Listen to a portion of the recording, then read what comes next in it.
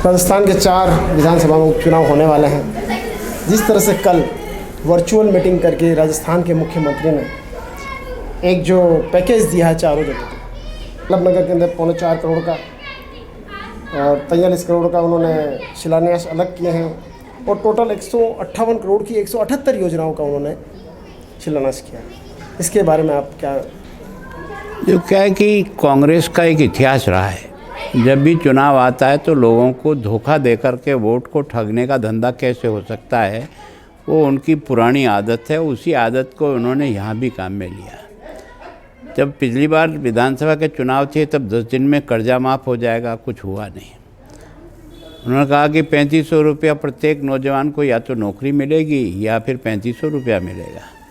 उन्होंने कहा था हम 5 साल के बिजली के बिल नहीं बढ़ाएंगे। उन्होंने कहा था जो संविदा पे लगे हुए जो 3 लाख बच्चे हैं उन सबको नियमितीकरण करेंगे। जब वोट चाहिए तब ये कोहनी पे गुट लगाते हैं, अपना उल्लू सीधा करने का धंधा करते हैं। वैसा ही इस चारों उपचुनाव में उन्होंने घोषणाओं का अंबार लगाया, जिसमें वल्लभ नगरी।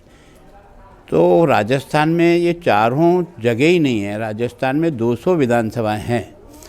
अभी उनको अचानक कैसे ये फुर्सत मिली कि इन्हीं में घोषणाओं का अंबार लगा करके वहाँ की जनता को मूर्ख है। मैं उनको दावत देता हूँ इस बात को कि आपने जैसे 4 विधानसभा ये हैं, उनमें ऐसा काम बताओ जो आपकी गवर्नमेंट के आने के बाद तो स्वीकृत किया हो और जिसकी कीमत 5 करोड़ से अधिक है उसका पूरा कर दिया हो, तो मैं मान जाऊँगा कि वास्तव में आप लोग काम करते हो। मैं तो इसलिए उनको कहता हूँ कि अच्छा हो एक दिन टीवी पर आप आ जाओ, पूरा घंटे भर का समय निकाल के मैं आपका एक बही खाता खोल करके बता दूँ कि आप इस जनता को मूर्ख बनाने का धंधा मत करो। लोगों को इस प्रकार के आश्वासन देकर वोट की ठगाई करना बंद करो।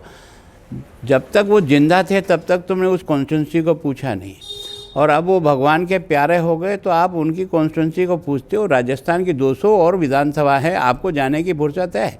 मेरा उदयपुर की आपकी 2 बड़ी घोषणाएं जो मैं आपको चुनौती दे रहा हूँ।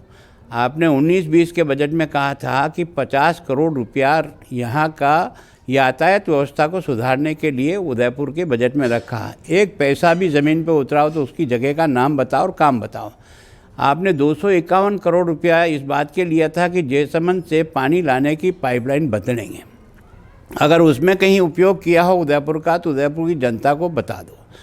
सच में यह है कि मेरा ये दावा है उनको कि आपके 2 साल के राज में किसी पंचायत में सीमेंट का एक कट्टा अगर आपने लगाया हो तो उस पंचायत का नाम बता देना। ये जो पुरानी हमने जो स्वीकृतियाँ निकाली और जो काम प्रोसेस में थे उनके भाटे लगा करके आपने अपने खाते में दर्ज करने का जो ज़रूर आपने प्रयास किया। बाकी मेरा दावा है कि 5 करोड़ से अधिक आपकी जोधपुर का ही बता देना, जहाँ के आप प्रतिनिधि हो। कोई 5 करोड़ की बड़ी योजना जिसको आपने घोषणा की हो और आज की तारीख में बन कर के वो जनता को समर्पित हो गई हो, तो मेरा दावा है इस प्रकार से जनता को गुमराह मत करो। राजस्थान इन 2-2.25 साल में आपकी सरकार से जिस प्रकार से तबाह हुआ है उसका कोई साना नहीं। केवल आपसी लड़ाई और झगड़े में और कोविड में ही ये सारा समय चला गया। और बार बार आपने आचार संहिता, 4 बार तो आप नगरपालिका के चुनाव करते हो, 2 बार आप पंचायतों के चुनाव करते हो, तो आपने सारा समय उसी में निकालने का काम किया। अभी जनता को गुमराह करके वल्लभ नगर को ये जो चमड़ा कि अभी वाणिज्य का विषय खोलेंगे। अब वाणिज्य का विषय कब खोलेंगे? जनवरी-फरवरी में, अप्रैल में तो परीक्षा हो जाएगी। क्या मतलब है आपका?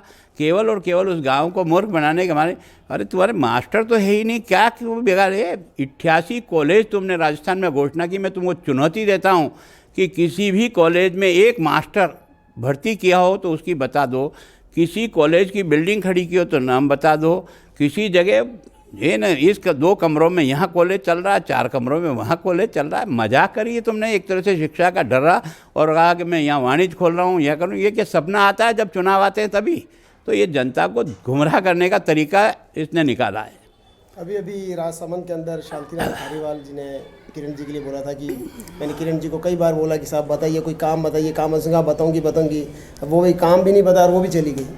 इस तरह की टिप्पणी करना क्या अच्छा है? अब ये फालतू की बातें करना है। ऐसा अगर उनसे ही प्रेम था तो मेरे से क्या दुश्मनी है क्या? जो मुझे भी तो पूछते हैं कि यार आपके यहाँ क्या काम है, तो मेरे यहाँ तो नहीं पूछते हो। जहाँ चुनाव होते हो वहाँ जनता को मूर्ख करने के लिए ऐसी बातें बोल करके भाई लेटने का प्रयास कर दिया।